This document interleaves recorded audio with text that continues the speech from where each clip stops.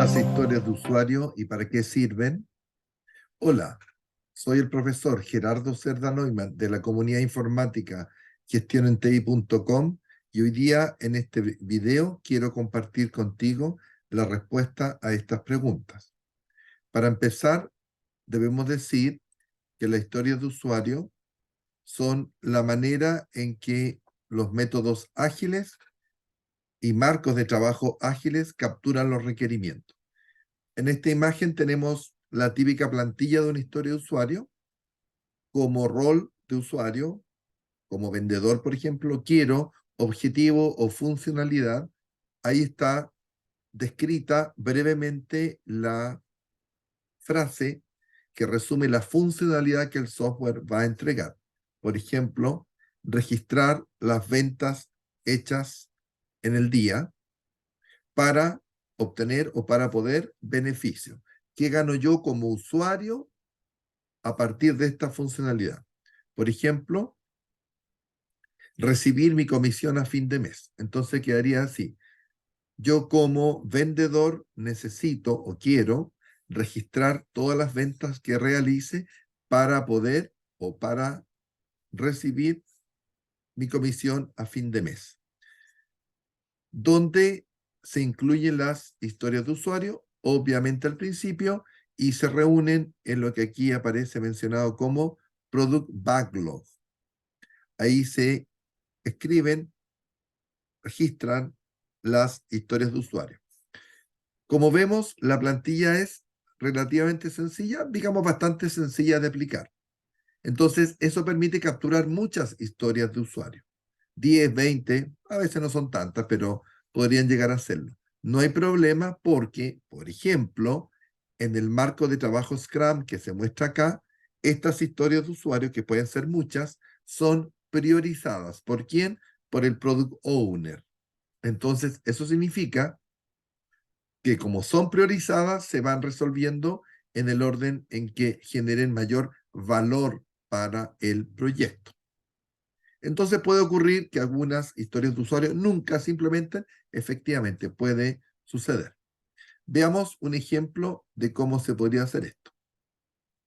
Esto que está acá es una manera de gestionar historias de usuario y tareas en un proyecto Scrum. Este es una plantilla real creada, generada en un proyecto de título que me correspondió asesorar hace unos años. Y si se fijan, se muestra aquí una lista de tareas que nacen, que se obtienen a partir de una sola historia de usuario. ¿Qué son las tareas? Son todas las acciones que vamos a ejecutar o vamos a realizar para poder cumplir con o satisfacer la historia de usuario. Entonces, como se ve, hay muchas historias y también hay muchas tareas. Las tareas son las que se identifican al momento de planificar el sprint. Ahí donde dice sprint planning es donde estamos identificando las tareas necesarias para resolver las historias de usuario que vamos a incluir y solucionar en el ciclo o en el sprint. Entonces, como se ve, a partir de una historia de usuario, yo puedo generar e identificar múltiples tareas. En este caso, cada tarea trata de ser bien definida, bien directa. Por ejemplo, mantener el listado de registros según un filtro aplicado. Como se muestra aquí, hay un esfuerzo asociado que es en horas y se determinó que esa tarea requería 3 horas, por eso dice estimado en horas. Hay un responsable, que en este caso es Tomás, y un estado que es completado o completo, que quiere decir que la tarea ya se resolvió. El martes 16 de septiembre utilizamos 2 horas para avanzar en la tarea y el miércoles 17 de septiembre utilizamos 1 hora más y con eso logramos terminar, solucionar, finiquitar la tarea. Y ahí se pueden ver otras tareas más. Esto ocurrió, como se indica, en el sprint o ciclo número 5. Y acá tenemos un gráfico que muestra, que resume cómo se han ido quemando, consumiendo todas estas tareas, ¿sí? Y de tal manera que conforme va avanzando el proyecto, se van disminuyendo las horas pendientes. Lo mismo que con las tareas pendientes. Entonces, a partir de todo esto, se pudo construir esta solución tecnológica llamada SCT, que quiere decir Sistema de Control de Titulación.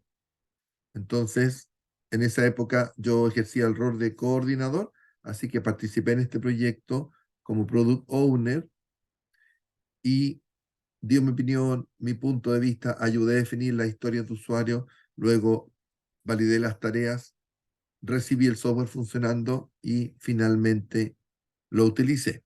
O sea que el proyecto fue exitoso. Y aquí tenemos la imagen del ingreso a este sistema en el cual me identificaba con mi email, con mi password, y ahí podía hacer gestión de los proyectos, de los estudiantes, de los exámenes, de los avances, etcétera. Funcionó bastante bien.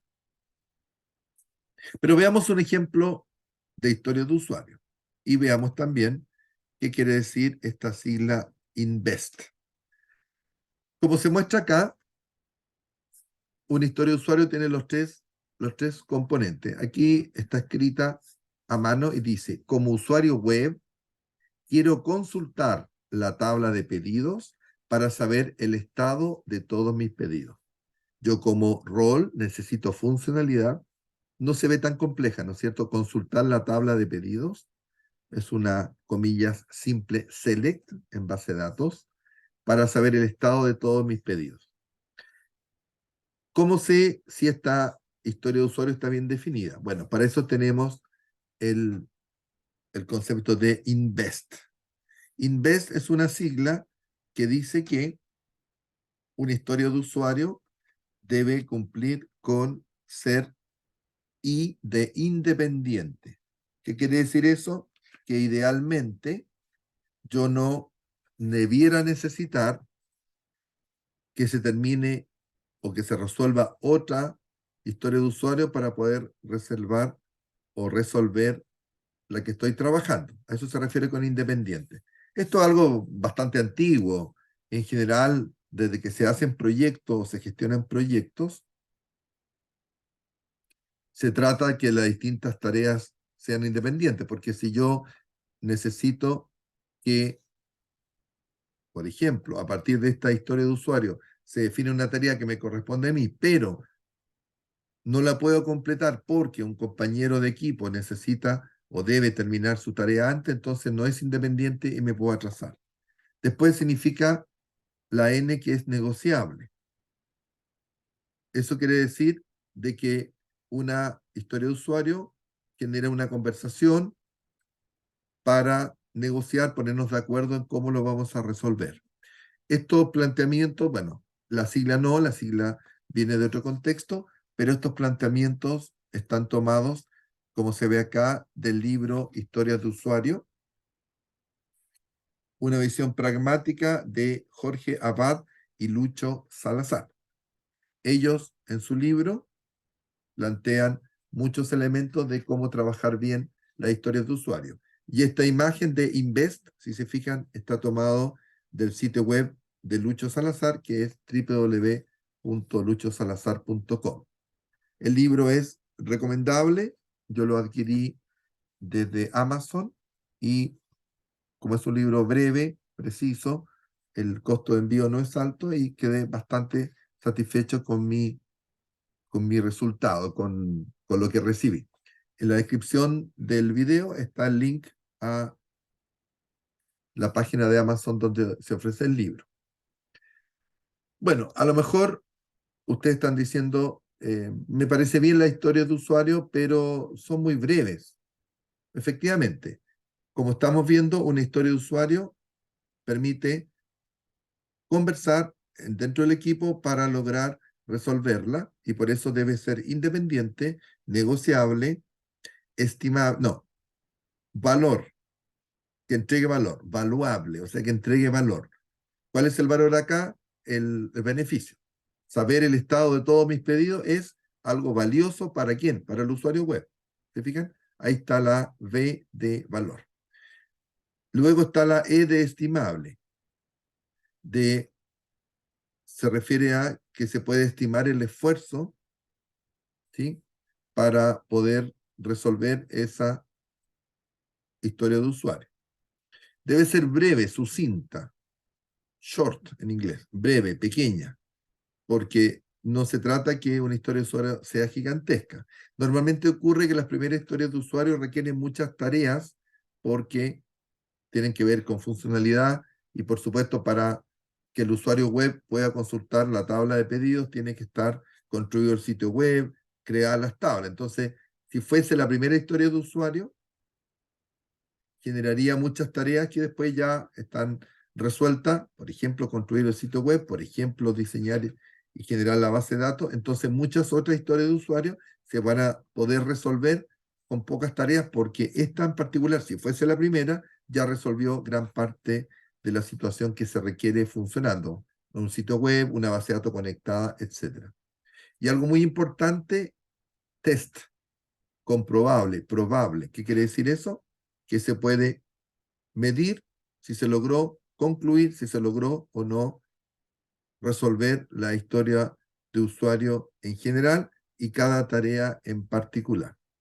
De esa manera podemos probar si la funcionalidad efectivamente se cumple y podemos estar seguros que resolvimos lo que se necesita. Porque al final una historia de usuario no es más que un requerimiento, algo que se pide o se necesita que el software realice o ejecute.